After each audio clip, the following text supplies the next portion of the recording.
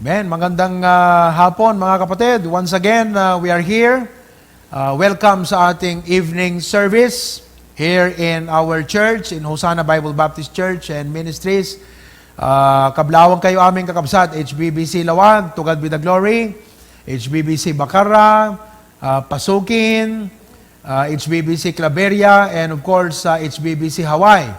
Kat madaydayaw ti Apo kakabsat, iti kadate manen, to worship God and to sing unto the Lord and to pray and to listen to His Word. Amen? So bilang panimula, ay awitin po natin ang awit na God on the Mountain. Talaga naman mga kapatid na, you know, we are really, iniisip natin, Lord, ano to? Saan patutungo ito? Where is this headed? But we can still trust God, mga kapatid. Amen. That He is still the God of the valley, as God on the mountain is also the God of the valley. Amen.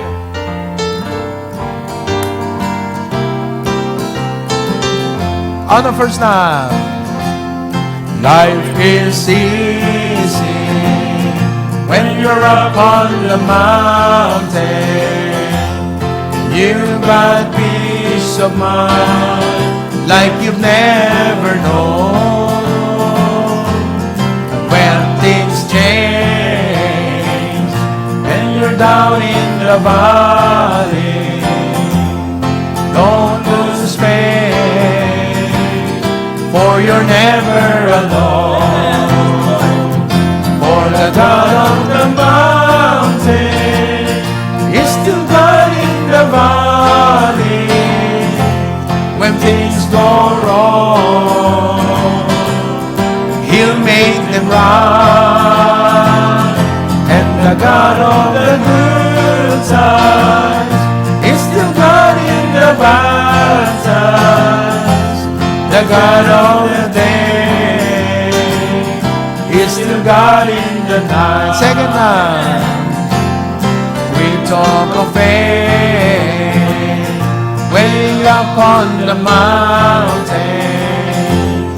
All comes easy when life's at its best. Down in the valley, there were trials and temptations. That's where your faith really put to the test. Chorus now. For the God of the mountain is still God in the valley. When things go wrong, He'll make them right. And the God of the good times is still God in the bad times. The God of the day is still God in the night. Amen. Wow. In this hour, this moment, this season, this situation, we need the Lord. Amen. Let's sing that song, He's All I Need. Amen.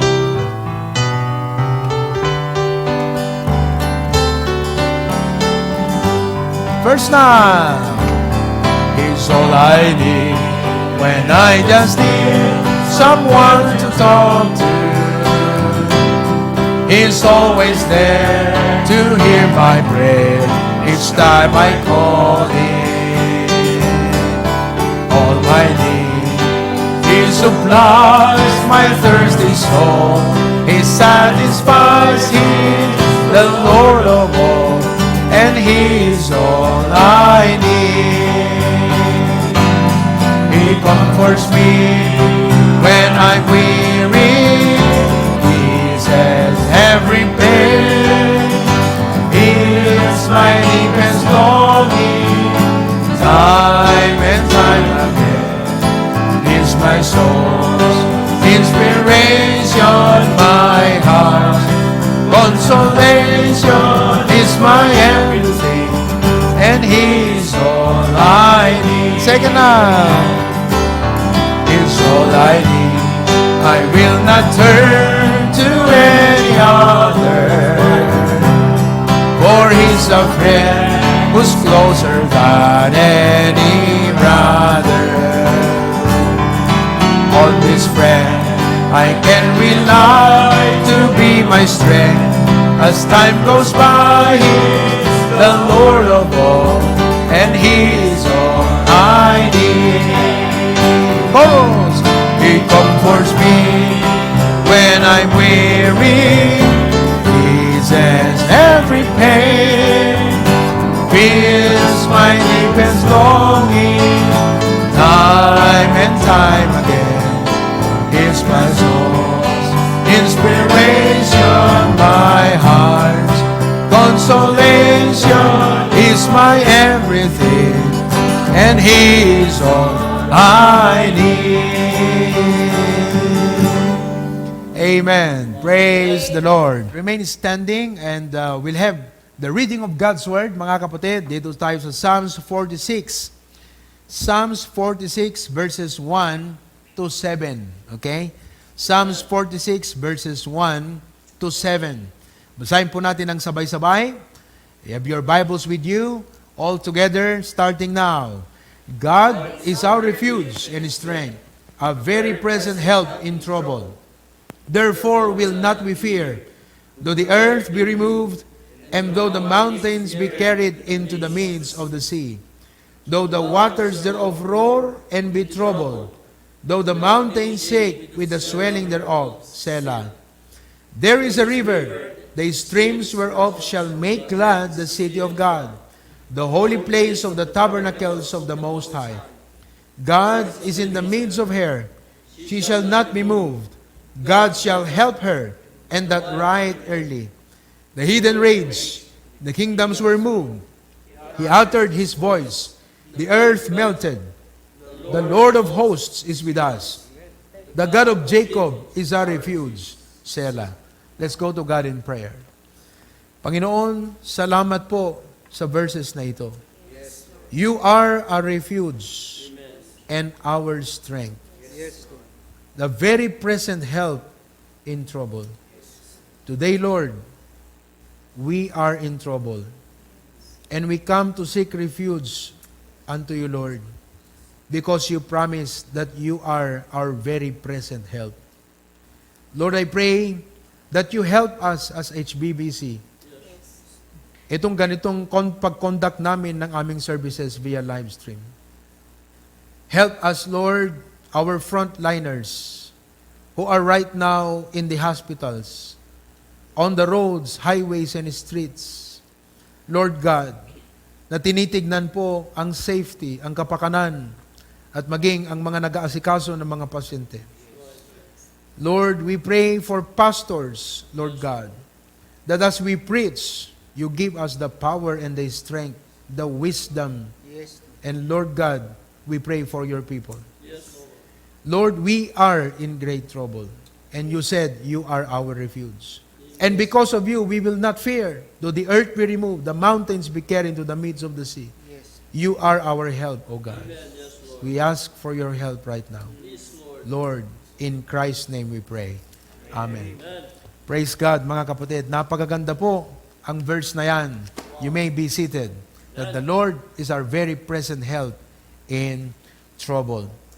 So once again, we'd like to acknowledge all our members and ministries, mga kapatid, sa hapon na ito, dito po sa ating main sanctuary.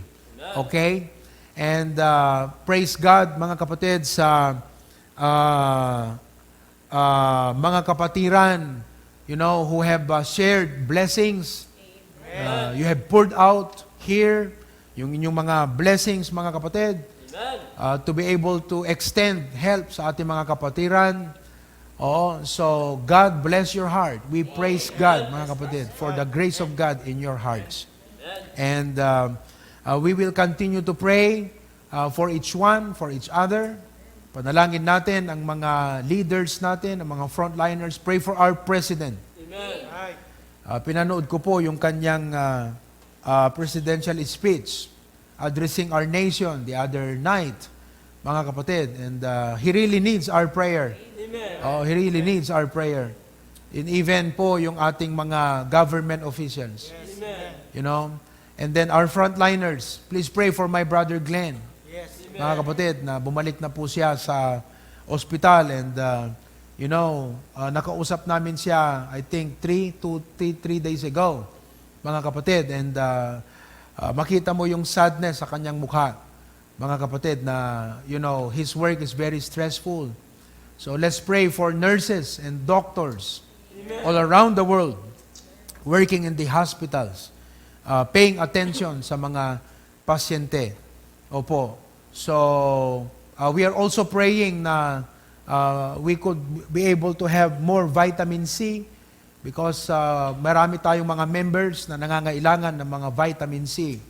So ipanalangin niyo po na magkaroon po ng supply ng vitamin C so that we could have something to share to our brethren. Okay? So let's continue to pray for one another. Hindi madali itong ating ginagawa na live stream. I would preach to almost empty pew. Nandyan po kayo sa inyong mga bahay. Hindi rin po madali para sa inyo, mga kapatid, na nandyan po kayo na nanonood ng ating mga services. But let us continue to ask God for His help. Amen. Kailangan po natin ang Panginoon. Amen. If there is a time that we need Him more than ever, this is the time that we need God more than ever. Amen? Amen? Pero kahit man ganun, sa kabila po ng lahat, may mga negative pero may positive. Patuloy pa rin tayo. Let us continue to persist in worshiping God and serving God and singing songs unto the Lord. Gaya nga po ng sinabi ni Job, the Lord giveth, the Lord taketh. Blessed be the name of the Lord. So let's continue to sing unto the Lord. God wants to hear us sing, not only in times of prosperity, but even in times of poverty. Not only in times of gladness, but in times of sadness. So ngayon po, awitin natin, tayong lahat tumayo muli. Let us sing that song, Until Then.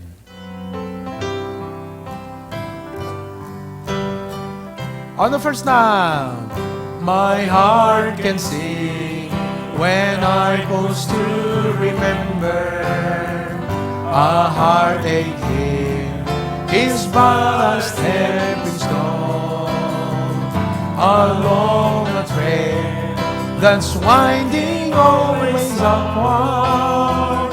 This strong old world is not my final home. Chorus. But until then, my heart will go on singing. Until then, with joy I carry on. Until the day my eyes behold the city. Until the day God calls me home. Amen. Wonderful song. Second now. The things of earth will dim and lose their value if we recall they're borrowed for a while. And things of earth that cause thy heart to tremble, remember there will only be a smile. But until then, my heart will go on singing. Until then, with joy I'll carry on. Until the day my eyes behold the city. Until the day God calls me home. Last verse.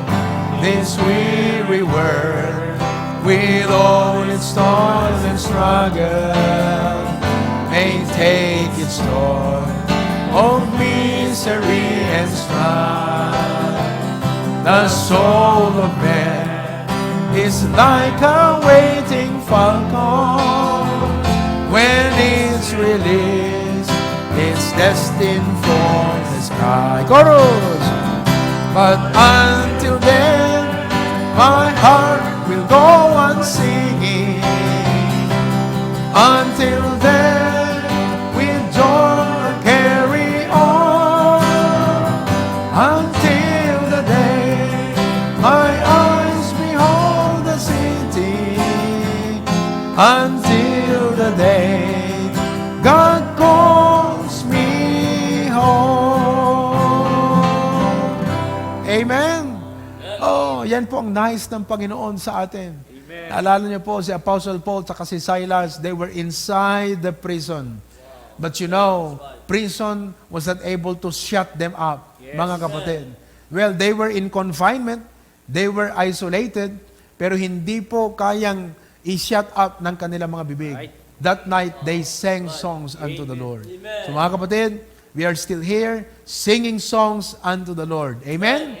Ngayon po, matutunghayan natin ang isang special song number, mga kapatid. And this will be rendered by my son, Kirk. Pakinggan niyo po, as he's going to sing unto the Lord, the solid rock.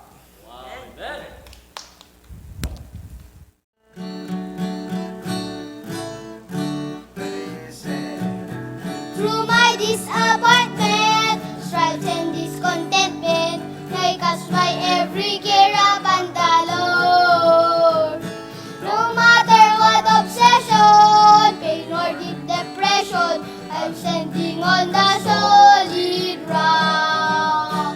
I'm standing on the rock of ages, safe from all the storm that waves. Breathe, water from Satan's ways. I'm standing on the solid rock. Even though it's gone now, I don't feel alone now. With comfort came the Spirit of the Lord. Now it is where to guide me from temptation side me. I'm standing on the solid rock.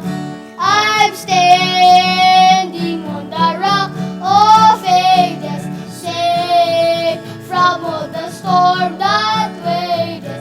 Reach, but not from Satan's wages. I'm standing on the solid rock.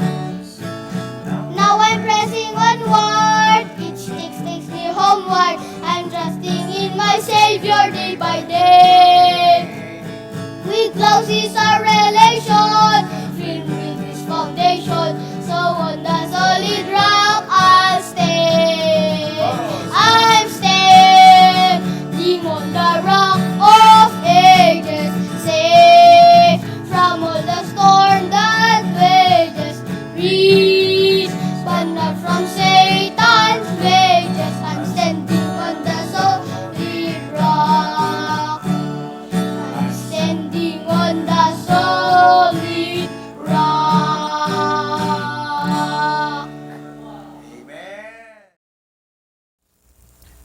Amen.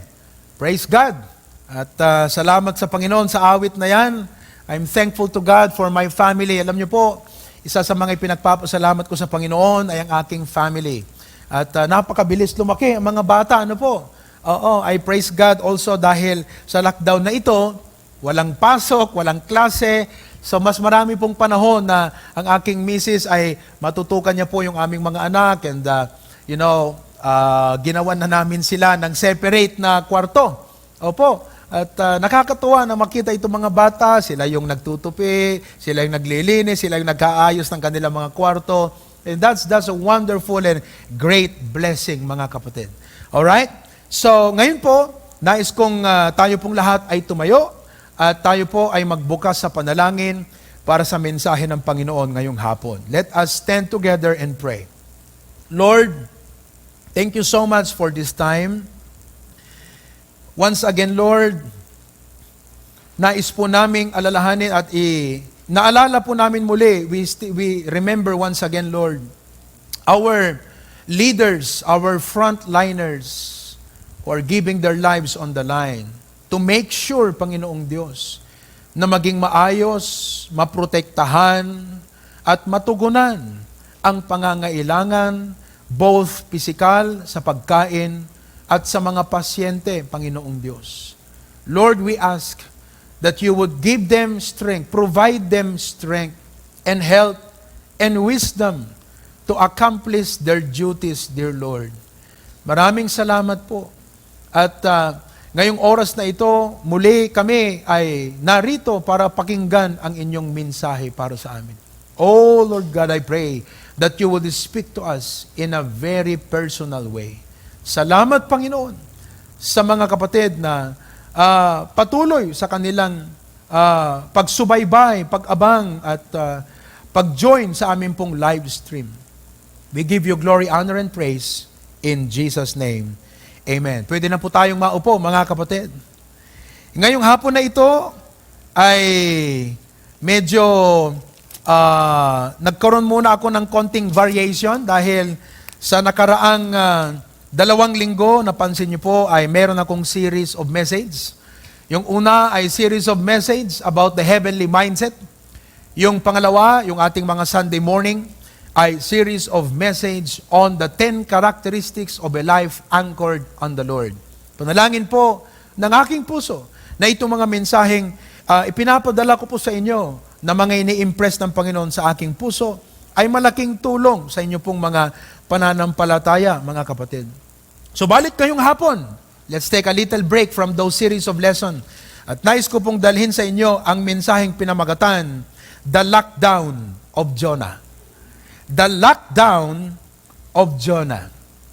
Now, alam po natin ang kwento ng buhay ni Jonah at buksan po natin dito sa Book of Jonah at meron pong ilang mga bagay na dapat makita po ninyo sa librong ito. Ganun lang po kasimple, ano po?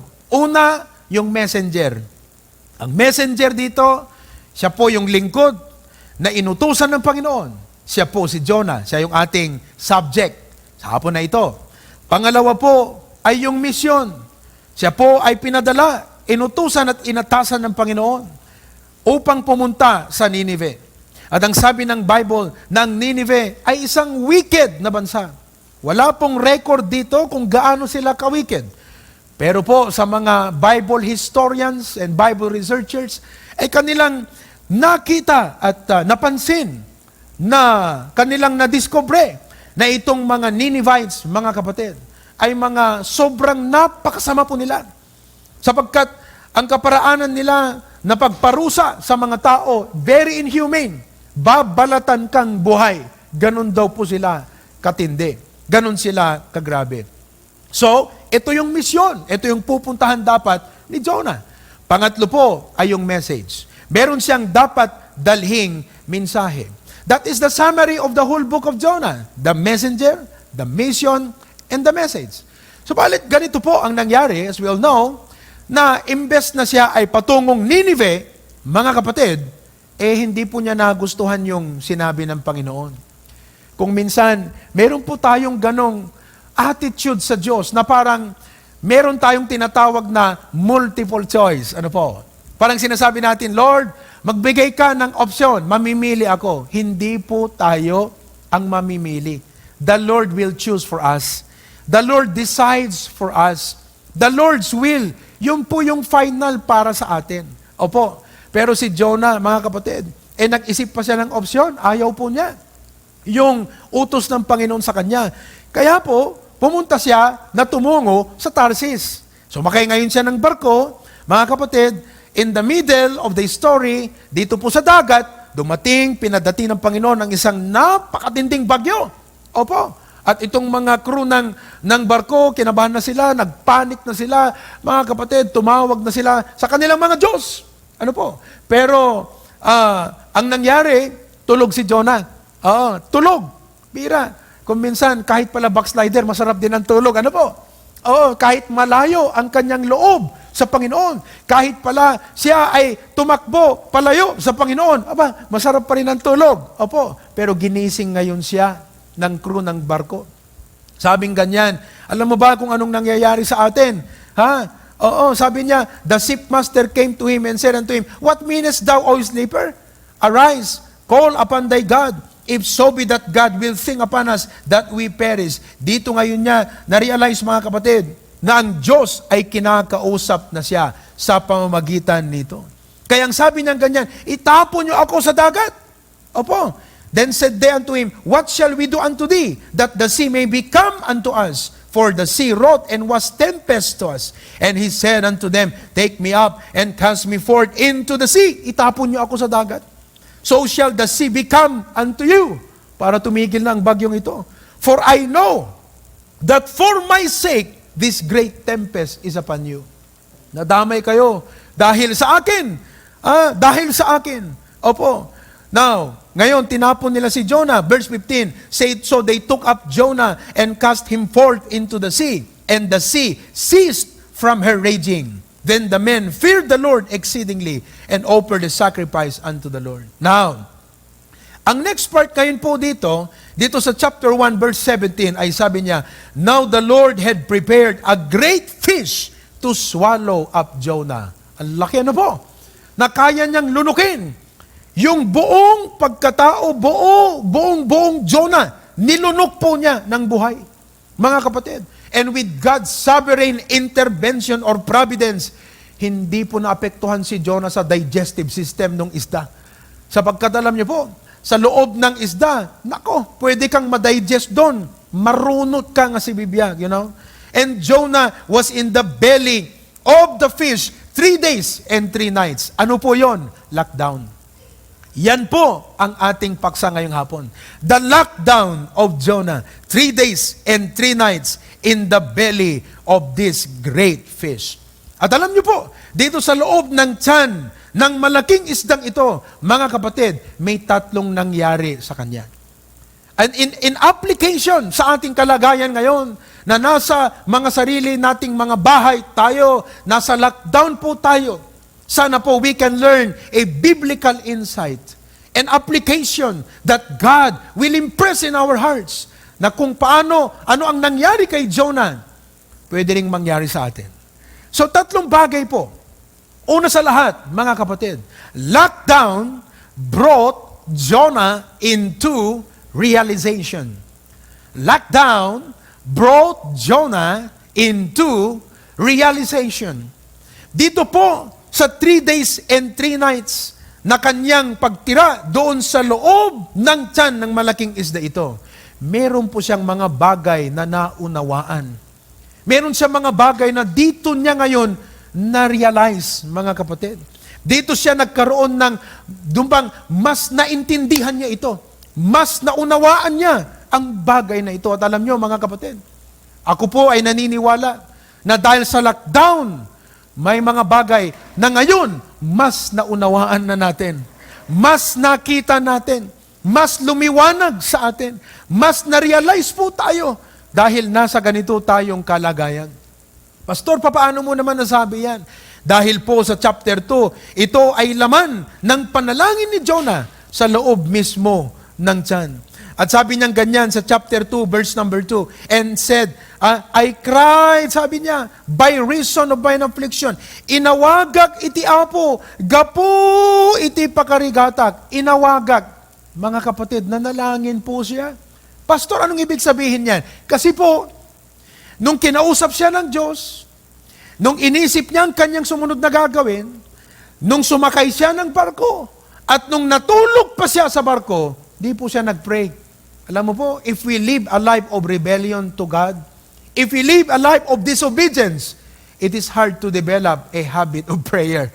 Tanungin po natin, kahit nga tayo minsan pagka backslidden, pagka yung buhay natin malayo sa Panginoon, napakahirap, mga kapatid, ang tinatawag na prayer life.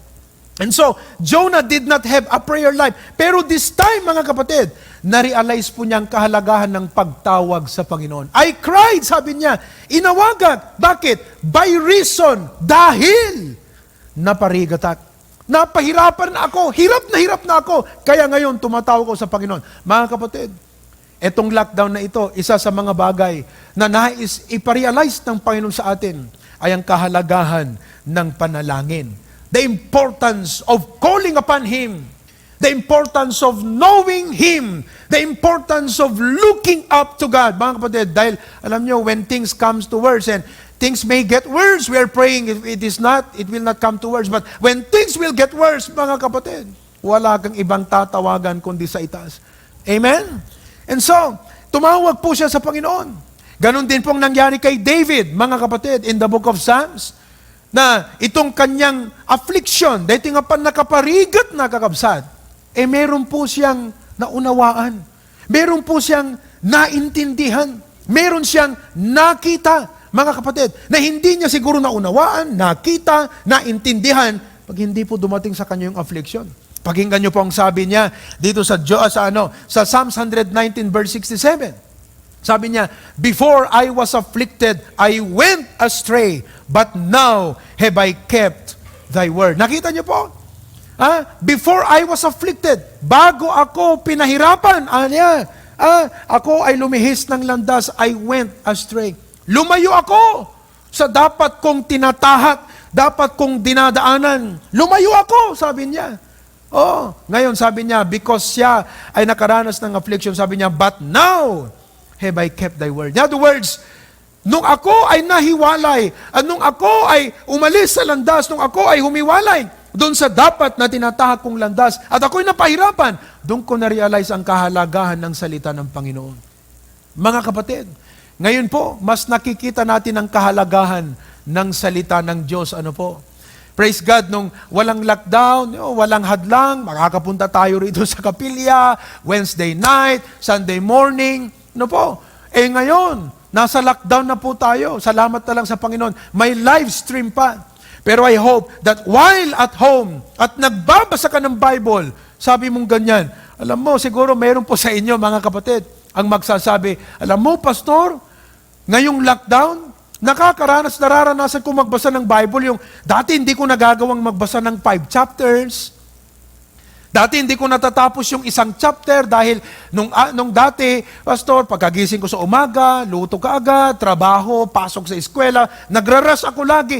Pero ngayon, nagagawang magbasa ng 2 chapters, 3 chapters. At Pastor, parang ngayon ko lang talagang na-appreciate yung sarap ng salita ng Panginoon. Mga kapatid, lockdown. Etong lockdown na to, napakagandang bagay na ma-realize natin, lalo nating ma-appreciate, lalo nating makita, maunawaan, maintindihan ang salita ng ating Panginoon. Sana po, makita rin natin, halimbawa, yung mga bagay na dati, hindi natin binibigyan, mga kapatid, ng halaga, hantay nga ikan unay tipateg. Pero ita makita tayo kakabsat, nagmayat gaya. Like the church assembly. Namimiss ko na po namin kayo dito sa ating main sanctuary. And I'm sure our pastors, Pastor Charwin, Pastor Bear, Pastor Dennis, Preacher Glenn, namimiss na natin ang mga kapatiran, mga kapatid. Our families, na dati, pagka umaga, wala na. Kita-kita na lang, alas 5, alas 6 na ng gabi. Pero ngayon, maghapon, nagtitinginan kayo dyan. Ano po? Kayo lahat, laging naandyan. Walang ginawa kundi kumain, matulog, magkwentuhan. You begin to appreciate your family. These are wonderful blessings from the Lord. Ito po yung positive side. Kasi alam po natin, itong COVID-19, may negative, may positive. So, when you look at the news, ang daming negative. Pero on the other hand, may positive side din po ito. Nagkaroon po tayo ng realization. Nakita natin ngayon, mga kapatid, yung importance ng contentment. Ano po? Kasi dati, kung may pera ka, halimbawa, gusto mong lumabas, dyan sa tiyendaan lang, gumatang katikastoy, you can go. Ngayon, mga kapatid, wala kung anong naan dyan. Kung noodles, di sige, noodles ng isang araw. Opo, kung yan naman ay sardinas, isang araw na sardinas. Ganyan. So, we begin to appreciate the things that we have. Na dati, wala. Pili ka, kastoy-kas dyan. Ngayon, di tayo nakakalabas sa mga restaurant. Ano po? Wala na tayong, di nakakapag-Jollibee, McDo, at iba pang mga restaurant. Opo, parang iniisip ko parang hindi ko na rin namimiss yung Robinson Di ba? Oo, kasi dati, malamang dati, once a week, twice a week tayo dyan sa Robinson, nakakapag-relax tayo, pero wala na po yan. Okay? We also begin to realize, mga kapatid, the importance of the salvation of our loved ones. May mga loved ones po malamang kayo sa Manila, sa ibang bansa, sa Italy, sa Amerika, yung mga places na kung saan ay talagang grabe po ang COVID-19, mga kapatid. At sabi mo, Lord, I pray na maabot ko sila sa magitan ng technology at aking maipahayag sa kanila ang inyong ebanghelyo. At malamang, na-realize din po natin sa oras na ito, mga kapatid, ngayong lockdown, that we have disobeyed God many, many times. Now, I just want you to see this thing. Ano po? Dito sa Jonah chapter 1, ganito pong nangyari dyan. Now, the word of the Lord came unto Jonah, the son of Amittai, saying, Arise, Go to Nineveh, that great city, and cry against it, for their wickedness is come up before me. Oh, may sinabi po ang Panginoon. Pero ano pong ginawa ni Jonah? Inignore niya lang. Mga kapatid, dati nung marami tayong opsyon, pupunta ka sa church ng linggo, makakapakinig ka ng preaching, kakausapin ka ng Panginoon, pagdating ng Lunes, parang wala na yun eh. Parang your way na naman, your own life na naman, your own agenda ng buhay na naman. Kasi you can go where you want to go, you can do where you want to do. Pero ngayon limited. Ibig sabihin, wala na tayong maraming options na pwedeng gawin ngayon. Na-lockdown po tayo. So dito na natin ma-realize na, Lord, nakita natin na I have disobeyed you. May mga pagkakataon na kinausap mo ako pero I never did anything positive sa mga sinabi mo sa akin. In verse 3, anong ginawa niya? But Jonah rose up to flee unto Tarshish. Nakita niyo po. So instead na gawin niya yung sinasabi ng Panginoon, may sarili siyang agenda, may sarili siyang ginawa. Ano po? Oo. Pero nung ma-lockdown po siya, doon niya na-realize ang kahalagahan ng salita ng Panginoon. And then, ito pa, pansinin niyo po. And went down to Joppa. Ito po yung pantalan, yung Joppa. And he found a ship going to Tarsis. So he paid the fare thereof. Tandaan niyo po, may pera siya. Provision yan ng Panginoon na dapat niyang gamiting pamasahe papuntang Nineveh. Pero ngayon, saan niya ginagamit yung provision na binigay ng Diyos na gawin ang kanyang sariling kagustuhan? Na isakatuparan ang kanyang sariling agenda. Mga kapatid, gusto ko pong makita natin muli sa oras na ito. Yes, napakabuti ang ating Diyos.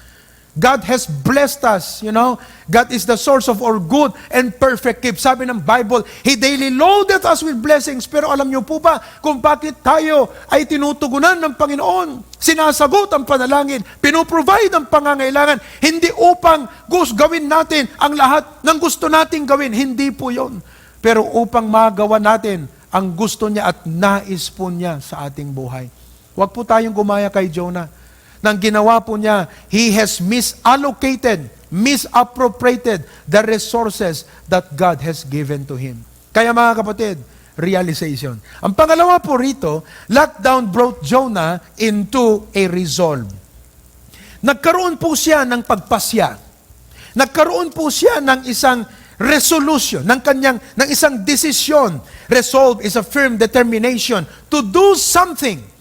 Dahil po dito, nakaranas po siya ng renewal sa loob ng tiyan ng isda. Nagkaroon po siya ng revival. Nagkaroon po siya ng renewal sa Panginoon. Nagbalik loob siya sa Panginoon.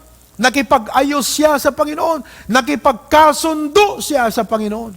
Mga kapatid, ngayong lockdown, may I pray, the Lord will spare us.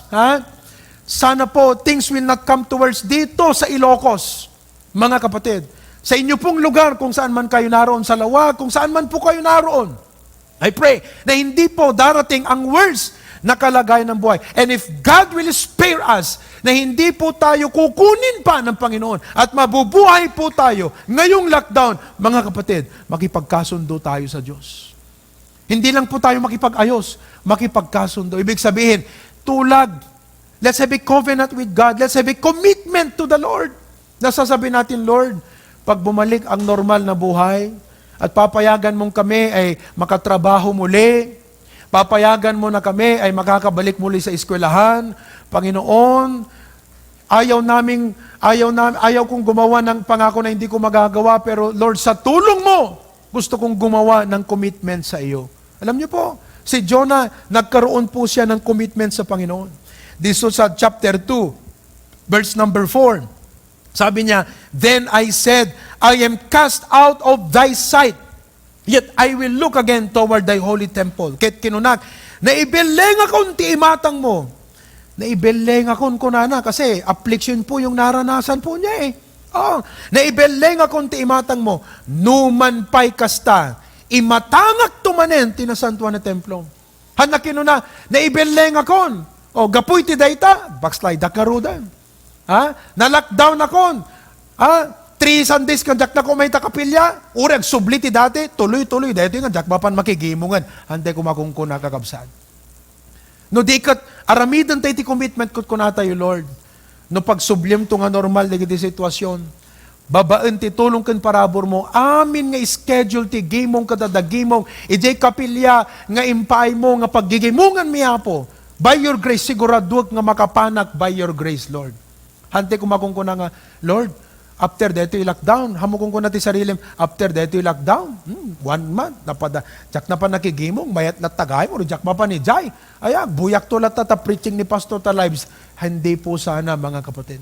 Sabi niya, numan pa'y naibeleng akon, kunana, numan pa'y kasta, imatangak tumanin. Ano ti imatangan na kakabsat? Tinasantuan at templom.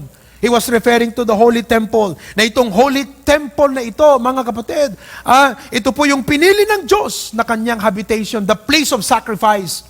Naalala niyo po sa 2 Chronicles chapter 7, verse 12, sabi niya, "And the Lord appeared unto Solomon by night, and said unto him, I have heard thy prayer, and have chosen this place." Yun po yung Holy Temple. Pinili ko ito, sabi ng Panginoon, "to myself, for an house of sacrifice.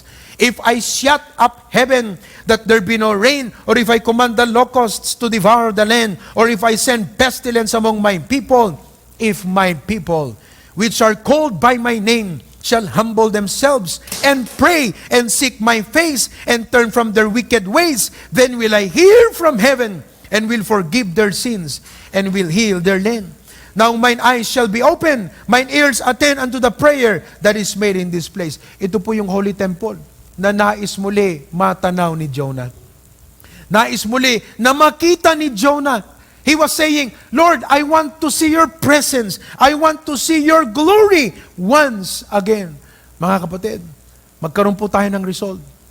If the Lord will spare us, ito po yung linya mga kapatid. If the Lord will spare us, ibig sabihin, kung hindi ka kukunin ng Diyos dahil sa pandemic disease na ito, at papayagan ka pa niyang mabuhay, anong gagawin mo sa buhay mo? Anong gagawin mo sa resources mo? Anong gagawin po natin, mga kapatid, sa panahon na ipagkakaloob ng Panginoon sa atin? I hope that you will make a godly resolution with your life towards God. In verse number 9, sinabi po niya, mga kapatid, sa verse number 9, "But I will sacrifice unto thee with the voice of thanksgiving. I will pay that I have vowed." Sabi niya, babayaran ko yung aking pinangako. Oh, pastor, nag-commitment tayo nung January, nung February, na ibibigay natin ngayong December. Natin alam, pastor, kung pagkakabalik pa sa trabaho, babalik pa sa dati. Mga kapatid, God will provide. God will provide. Trust in the Lord. List down. Ilista tayo kakabsat. Kadigiti preachings, listen. Kadigiti preachings nga mga gantayo. Kati apo makisaukan ka. Ilistam. Digiti banag nga makita mga kayat ti apo nga ipagpakitakin ka. Last but not the least, lockdown brought Jonah into the right direction. Nakita niyo po? So dahil nandun na siya sa loob ng tiyan, habang nananalangin, hindi niya alam, God was working sa kanyang buhay and bringing him into the right direction. Brethren, listen. If you will do the right thing in the lockdown, yung mga bagay na hindi mo nakikita, kikilos ang Diyos in a providential and sovereign way. Magugulat ka na lang pagkatapos ng lockdown, nandyan na yung mga opportunities na pwedeng ibigay ng Panginoon sa'yo. Nandyan ang mga pagpapala. Nandyan ang mga bagay, mga kapatid, na wala kang ginawa doon, pero ang Diyos ang gumawa. Hindi po si Jonah ang nag-drive ng isda. Hindi niya po sinabi sa isda, turn left, o turn right. Panginoon po ang gumawa doon. Nadalhin siya sa tamang lugar. Nadalhin siya sa tamang direksyon. Ang ginawa lamang ni Jonah, nag-pray. Listen, kung ngayong lockdown, ay gagawin po natin yung nararapat. Magkakaroon tayo ng realization. Magkakaroon tayo ng resolve. May mga bagay na hindi natin nakikita, pero kumikilos na po ang ating dakilang Ama sa langit. Upang pagkatapos nito, mga kapatid, eksakto ang provision at providence ng lahat. Naalala niyo po yung kwento kay Abraham at kay Isaac. Na kung saan, sabi ng Diyos kay Abraham, offer your son Isaac, umakyat ka sa bundok. Offer your son Isaac. Ngayon, pag akyat nila doon sa bundok, bilisan na lang natin to cut the story short. Mga kapatid, nandun na sila sa taas, gumawa na sila ng altar. Sabi ng anak, Dad, here is the altar, the wood. But where is the sacrifice? Where is the offering? Ang sabi ni Abraham, God will provide. Basta parang sinasabi ni Abraham sa kanyang isip, basta ginawa natin ang gusto ng Diyos. Basta tinupad natin ang sinasabi ng Panginoon. Bahalang Panginoon. Parang ganon. So, nung nakahiga na po, si Isaac ng ganyan. At kanyang, he was about to strike Isaac with his knife. Pinigilan siya ng Diyos. At sinabi ng Panginoon, lumingon ka! At may nakita po siyang tupa, caught in a thicket. Ang kataka-taka, papaano po na yung tupa nakarating doon sa taas? Samantalang alam natin ang nature ng mga ganitong klase ng animal. Pero ganito po yan. Habang ginagawa ni Abraham at Isaac, yung nais ng Panginoon sa kanila, mga kapatid, sabi ng Diyos dun sa tupa, akyat! Akyat! Akyat ka doon sa taas! Doon! Ang Diyos po ang nag-lead doon sa tupa.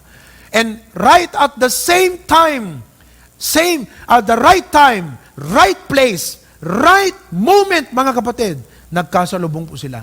Mga kapatid, marami po tayong mga iniisip, ipasa Diyos mo na kung wala ho tayong magagawa, give it to the hand of the Lord.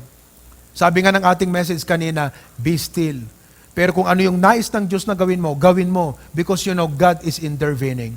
If the Lord will spare us and He will not take our life, mga kapatid, meron pong mga nais ng Diyos na gawin mo at gawin ko. At ngayong hapon na ito, bago po magtapos ang ating mensahe ng Panginoon, naniniwala po ako na lahat tayo ay kinakausap ng Diyos. At nais ko pong dalhin sa ating mga bisita, sa ating mga kaibigan.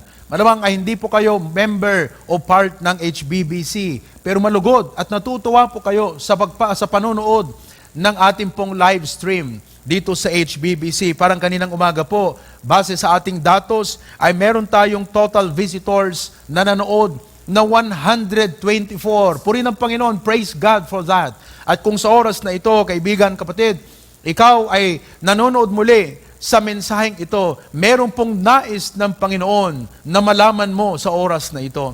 Meron pong 6, shortly, briefly, I would like for you to realize this afternoon, truths and realities that you must realize. Ito po ay mga 6 na mga essential na mga bagay sa buhay mo na dapat magkaroon ka ng pangunawa at makita mo ang bagay na ito. Una sa lahat, first of all, the uncertainty of tomorrow. Mga kapatid, it is a fact and it is a reality na ang ating kinabukasan ay walang katiyakan. Yan po ay isang katotohanan. Sabagkat ang sabi po ng Bible sa James chapter 4, verse number 14, whereas ye know not what shall be on the morrow, for what is your life? It is even a vapor that appeareth for a little time and then vanisheth away. Malamang po mga kapatid, nung simula ng taong ito, may mga plano tayo, meron tayong mga programa, meron tayong mga goals na nais nating kamtin at nais nating maabot sa taon na ito. Pero mga kapatid, look at what happened today. Ako ang aking misis, nung January, mga kapatid, we had a plan. We were going to join. Dapat po kasali kami sa isang group tour sa Israel. Nung Marso, mga kapatid, nung February, inaabangan namin, okay pa. At sabi namin sa aming mga sarili, yes, praise God, makakatungtong na rin tayo ng Israel. We will walk where Jesus walked. But brethren, nag-outbreak ang COVID-19 at naging pandemic ito, naging hadlang ito upang hindi na natuloy yung aming plano. Mga kapatid, we can have plans and programs and goals and ambitions, but listen, we are not sure of tomorrow. Kaya nga po sabi ng Bible sa Proverbs 27:1, boast not thyself of tomorrow, for thou knowest not what a day may bring forth. The uncertainty of tomorrow. Second truth and reality that you need to realize is the equality of people. Ito pong kalagayan natin, ito pong sitwasyon natin sa COVID-19 ay nagpapahiwantig sa ating lahat, mga kapatid, ng lahat ng tao ay patas. Ito man mayaman o mahirap. Kung minsan po dito sa ating dito po sa lupa, dito sa ating buhay, we judge people by color. Ano po? Black, white, brown, yellow race. We judge people by kulay, color. We judge people by country. Yung kanyang pinagmulan. Ito ba ay Amerika? Ito ba ay Pilipinas? Ito ba ay malaking bansa? Maliit na bansa? Makapangyarihang bansa? O ito ay mahinang bansa? We judge people by culture, yung kanilang kultura, yung kanilang pag-uugali, yung kanilang kasanayan, yung kanilang kinalakhan. We judge people by their community or status in life, yung kanilang posisyon. But listen, COVID-19 is telling walang color, walang country, walang culture, walang community status. Lahat ng tao patas. Lahat po ay dinapuhan, pwedeng dapuhan ng COVID-19. Hindi lang po yan, but listen, you must understand the vulnerability of everyone. Lahat po ay pwedeng tablahan nito. Kaya nga po naka-home quarantine tayo. Salamat sa pamumuno ng ating government sapagkat tayo po ay inilagay sa isang enhanced community quarantine. Naka-lockdown po tayo sa ating mga bahay, sa ating mga tahanan upang sa ganon, mga kapatid, ay ma-protect, matigil po yung further na paglaganap o tayo hindi mahawaan. Anong ibig pong sabihin nito? Tayo po ay pwedeng tablahan.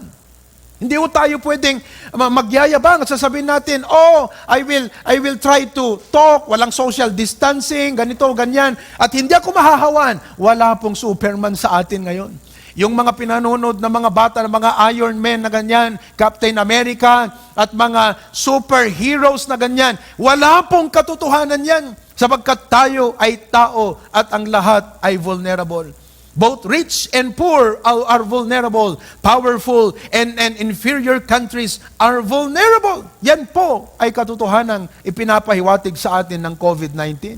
Bukod po dyan, makikita po natin not only the uncertainty of tomorrow, the equality of people, the vulnerability of everyone, but number four, the mortality of men. Na ipinapakita, mga kapatid, na tayo ay may kamatayan. Ang kamatayan ay isang realidad. Darating, di natin alam kung kailan, oras mo, oras ko, we never know, but death will surely come. Sapagkat ang sabi ng Bible sa James 4:14, for what is your life? It is even a vapor that appeareth for a little time and then vanisheth away. Salamat sa Panginoon sa pagkakataon na tayo po'y mabuhay dito sa lupa. Ito man ay 30 years, 50, 70, o umabot pa tayo ng 100 years. Pero mga kapatid, I want you to realize today, kaibigan, one day you will die. Bakit? Si COVID-19 ay isa sa mga epekto at bunga ng kasalanan na ang dulot po ay walang iba kundi kamatayan. The mortality of men. Number 5 that you need to realize today, my dear friend, is the necessity of salvation. Ang pangangailangan ng kaligtasan. Mga kapatid, mga kaibigan, marami pong mga tao ang nangangailangan ngayon. Pangangailangan sa pagkain, pangangailangan po sa tubig, pangangailangan ng pera. Marami po, halos lahat ay nangangailangan ngayon. Nakita niyo po, ang Amerika, ang mga tao nangangailangan na. Halos karamihan nag-declare na po ng bankruptcy. They need and assistance from the government. Lahat po, nangangailangan po ngayon. Pero alam nyo, mga kaibigan, mga kapatid, meron pong mas malaki at mas matinding pangangailangan ng lahat ng tao. Yan ay walang iba, kundi ang kaligtasan na galing lamang sa ating Panginoon. Na ito po, salamat sa Diyos, na pwede niyang, ito po ay kanyang tinugunan. Kaya nga po sabi ng Bible sa John 3:16, for God so loved the world, that He gave His only begotten Son. Tinugunan po ito ng Diyos. Alam niyo po, we thank God for the initiative and effort of our government to really have this assistance and itong tulong na pwedeng maipaabot sa ating mga, to our fellow men, to our fellow countrymen. Panalangin po natin na maging maayos, maging smooth, maging orderly, maging organized po ito, yung implementation and execution, upang wala pong makaligtaan, wala pong itinatangi, kundi ang lahat ay tumanggap, mga kapatid, ng tulong na ito. Subalit, mga kapatid, may mas maganda pong provision na ipinagkaloob ng Diyos sa atin. Hindi lang po ito kagalingang pisikal, hindi lang po ito gamot pampisikal, hindi lang po ito pagkain pampisikal, pero higit sa lahat, ang ipinagkaloob ng Diyos dahil mahal niya tayo ay kaligtasan ng ating kaluluwa. The salvation of our soul. Kaya sabi niya roon, for God so loved the world that He gave His only begotten Son. The necessity of salvation. Kailangan po nating maligtas. Kaibigan, sa oras na ito, kailangan mong maligtas. Kailangan mong magkaroon ng buhay na walang hanggan. Malamang ay may tatanong mo sa oras na ito at sabihin mo, well, Pastor, walang nakakaalam niyan, walang nakakasiguro niyan. Nais kong ibahagi sa iyo ang sinasabi ng Bible dito sa 1 John chapter 5 verse 13. Ganito po ang sabi ng Biblia, "These things have I written unto you that believe on the name of the Son of God." Sumampalataya ka sa pangalan ng anak ng Diyos, that ye may know that ye have eternal life. Sa oras na ito, kaibigan, pwede mong malaman, pwede kang magkaroon ng buhay na walang hanggan. Kagaya ng ikaw ay tatanggap ngayon ng isang tulong na galing sa gobyerno, sa oras din na ito, ikaw ay pwedeng tumanggap ng kaligtasan. Last, na dapat mong maunawaan sa oras na ito, not only the necessity of salvation, yes, kailangan natin maligtas. Ang tanong, paano? Number 6, the sufficiency of Jesus Christ. Ang kasapatan ng kaligtasan mula sa ating Panginoon. Plus nothing, minus nothing, Jesus only. Jesus saves. Yan po ang mensahe ng Biblia, yung pong tinatawag na gospel. Ano tong gospel, Pastor? Ang sinabi ng Bible ng gospel, magandang balita. Magandang balita. Alam niyo po, itong mga nababalitaan nating nagka-positive, namamatay, ito po hindi magandang balita. Sapagkat pagka ikaw ay nagkaroon po ng COVID-19 at sinabing positive at lumala ang kalusugan mo, katapusan na yan, mga kapatid. Almost 10% na lang, siguro 5, baka wala pang percentage na ikaw ay gagaling na. At wala ka ng ibang patutunguhan kundi sa kamatayan. Pero mga kaibigan, nais kong malaman mo sa oras na ito, that when Jesus Christ died on the cross, ito po yung ebanghelyo, ito yung magandang balita, na si Kristo ay namatay sa krus ng Kalbaryo. Bakit ho kailangan siyang mamatay? Sapagkat ang kabayaran ng kasalanan ay kamatayan.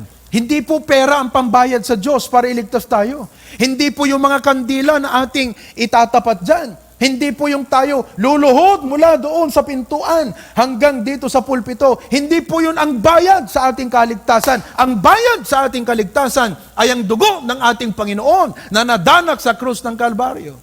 The death of the Lord Jesus Christ. And then the Bible says, He was buried. Siya po'y nilibing, pero praise God, siya'y nabuhay muli, na nagpapahiwatig, mga kapatid, na yung pagbabayad na ginawa ni Kristo sa krus ng Kalbaryo, kung bakit ang Diyos binuhay niya muli si Kristo, ay upang sabihin na tinatanggap niya na ang sakripisyo na ginawa ni Kristo sa krus para sa ating kasalanan. The only acceptable payment for our sin is the Lord Jesus Christ, His death, His burial, and His resurrection. His sacrifice on the cross of Calvary. At nais kong malaman mo sa oras na ito, na ang sabi ng Bible, ito po ay sapat. Ang essence na sinasabi ng Biblia sa atin, sapat ito. Ibig sabihin, kahit sinong tao para sa lahat, it is sufficient for all. Sufisyente. Mga kapatid, saan ka man naroon ngayon, ano man ang kalagayan mo, maging sino ka man, salvation is sufficient for all. But listen, it is only efficient to them that believe. Anong ibig sabihin nun? Ng kaligtasan ay sapat para sa lahat ng tao, subalit ang tatanggap lamang, ang magkakaroon lamang, ay yung sasampalataya sa Kanya. Mga kapatid, kung halimbawa sinabi nila ngayon, pumunta na kayo dito sa barangay hall, meron ng tulong para sa ating lahat, mga kaibigan, at sinabi mong ganyan, naniniwala ako na meron ding na andyan, nakalaan para sa akin. Mga kapatid, dahil po ba sa intellectual na kaalaman na may nakalaan para sa'yo, pwede ka na bang magkaroon? Paano ka magkaroon? Pumunta ka para tumanggap din. Mga kapatid, intellectually, alam mo na si Kristo namatay. Alam mo na sapat ang kanyang ginawa sa krus. Pero paano ka magkaroon ng kaligtasan? Tanggapin mo rin. Tanggapin mo si Kristo bilang iyong sariling tagapagligtas. Sumampalataya ka, tanggapin mo na yung kanyang ginawa sa krus, yun lamang ang sapat. At sa oras na ito, mga kaibigan, ay dapat mong maunawaan that your religion cannot save you, your good works cannot save you. No, none of these things. Only what Jesus did can save you. And right now, you need to believe on Him. Admit that you're a sinner. Acknowledge that you cannot save your soul and accept Him as your personal Savior. Kaibigan, hinihintay ka ng Panginoon. Hinihintay ng Diyos ang pananalig mo sa Kanya, na ikaw ay once and for all sumampalataya. Sapagkat ang sabi ng Biblia sa 2 Corinthians 6:2, Behold, now is the accepted time. Behold, now is the day of salvation. Kaibigan, sa oras na ito, nais kitang ilid, pangunahan sa isang maikling panalangin. Ang panalangin ito, hindi akin, kundi iyo. Ito ay expression ng pananampalatayang meron sa puso mo. Speak these words with faith in your heart, believing sa Panginoong Hesukristo. Kaibigan, sa oras na ito, I want you to bow your head and close your eyes and I want you to pray with me. Sumunod ka sa panalangin ito. At ganito, Panginoong Jesus, maraming salamat po sa inyo pong dakilang pag-ibig. Dahil ako'y isang makasalanan, nararapat parusahan. Pero dahil sa inyong awa, biyaya at pagmamahal, ikaw ay pumarito dahil tanging ikaw lamang ang solusyon at ang sakripisyong ginawa mo ang siyang kabayaran para sa aming mga kasalanan. Sa oras na ito, ngayong araw na ito, Panginoon Hesus, April 5, 2020, ay tatanggapin kita bilang aking sariling tagapagligtas. Salamat po sa ginawa mo para sa aking kaligtasan. Sa pangalan mo, Amen. Praise God. Kaibigan, kung sa oras na ito ay hindi man kita nakikita, hindi man kita narinig na nalangin, subalit ang Diyos alam niya yan. Nakita niya ang pananampalataya mo. Narinig niya yung laman ng puso mo na ngayon ay naintindihan mo na walang ibang kaparaanan ng kaligtasan kundi siya lamang. At yan ang tinanggap mong kaparaanan ng kaligtasan. At ang sabi ng Biblia, ang sino mang sumampalataya ay huwag mapahamak kundi magkaroon ng buhay na walang hanggan.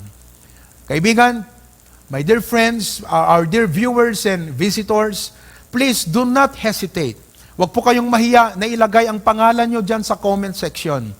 At upang sa amin po dito sa HBBC ay matuwa. Dahil alam mo, hindi lang kami natutuwa, siguradong langit ang natutuwa niyan. Sabi nga ng Bible, there is joy in heaven over one soul that repented. So please let us know if this moment you have prayed and you have accepted, you have believed on the Lord Jesus Christ today as your personal Savior.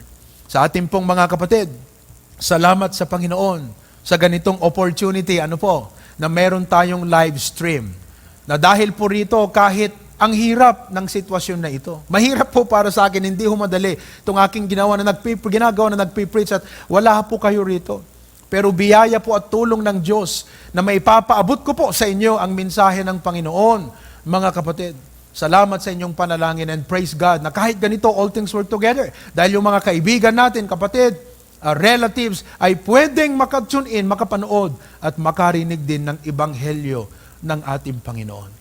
Kung meron pong time na mas dapat tayo ay ipahayag ang gospel, this is the moment. Amen? Salamat sa Panginoon. To God be the glory. Amen. Right now, we'll be giving our offerings, mga kapatid. Amen? So, muli, sa inyong mga tahanan, meron po kayong basket dyan, lagay nyo po dyan, at itabi nyo lang po yung mga offerings na ito, at pag may pagkakataon, you can come and drop it dito po sa ating main sanctuary any day kung kayo po ay payagang makalabas sa inyo pong mga lugar. Manalangin po tayo. Let's go to God in prayer for our offerings. Lord, thank you so much, Panginoon, for the message and for the service today. Salamat, Panginoon, sa provisions ng mga pangangailangan. Salamat din, Panginoon, sa generosity ng inyong mga anak. Lord, I pray that you continue to provide for our needs. Not only for us, but for all people. Tingnan niyo po ang pangangailangan naming lahat, O Diyos. Sa pasap apo, nga sabtem, dagiti pagkasapulan mi nga sangapadan. Bless the gift and also the giver. In Christ's name we pray. Amen and amen. And while we are giving, mga kapatid, no po, ay pakinggan natin muli yung awit na ating binigay kaninang umaga. We've recorded this song last week, and I hope that this song will bless your heart. So God bless you as you give unto the Lord.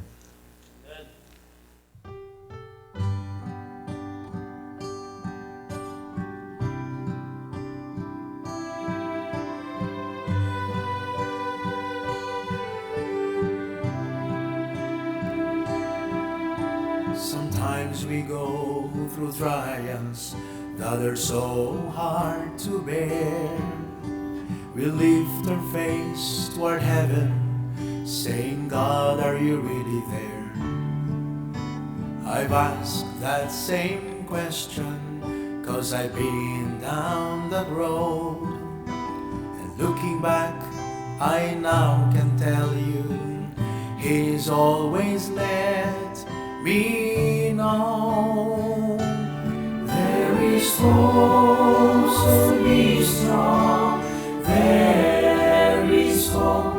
God has sent me here to tell you there is hope, and He knows just what you're going through and what the future holds. Because Jesus lives, there is hope.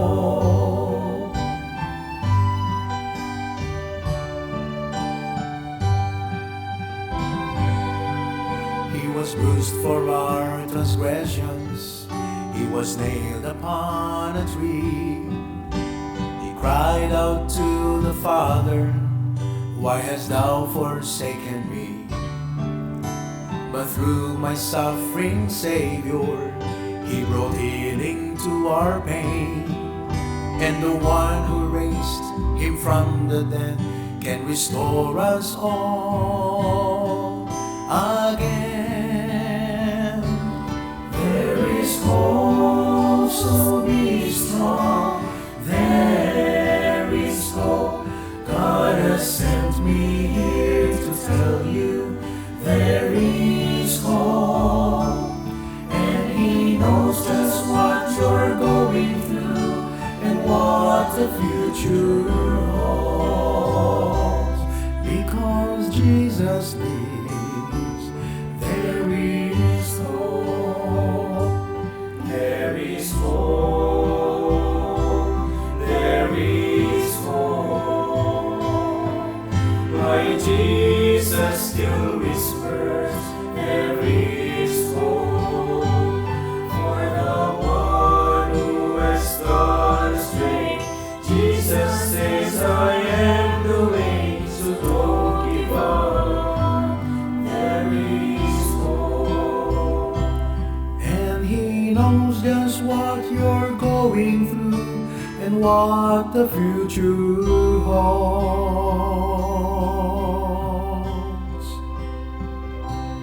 Because Jesus lives. Because Jesus lives. So don't give up. There is hope. There is hope.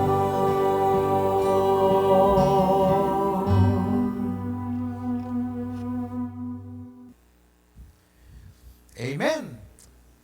Inuulit ko po yung aking announcement this morning. Tomorrow po, alas 8, yung ating live stream service para po dun sa funeral service ni Tito Florante. So please pray for me. Pag-pray nyo po yung ating technical, yung ating mga video, yung ating cellphone at mga ginagamit, yung ating internet.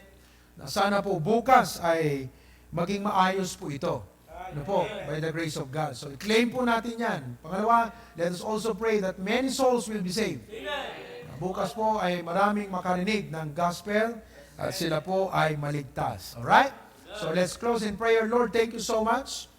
Nung man pa ay kaslang umabuwas basit dagiti namnama, gapo ka dagiti panagdakes, things are getting worse. But Lord, we still look up to you. Kahit makamuka po Diyos kada kami, you watch over the sparrow, we know that you watch over us. So matideting alawas, Apo. Talik kami mananting ka, nga sikat mang salakti, bangaywan, kan mangiturong kadagiti bibiyag mi. Kuam ti gloria kan panakaidayaw, bendisyon ng Apo ti funeral service to bigat, that souls will be saved, and the family, the Guzman, will be comforted. In Christ's name we pray. Amen! See you tomorrow po sa ating funeral service. God bless you!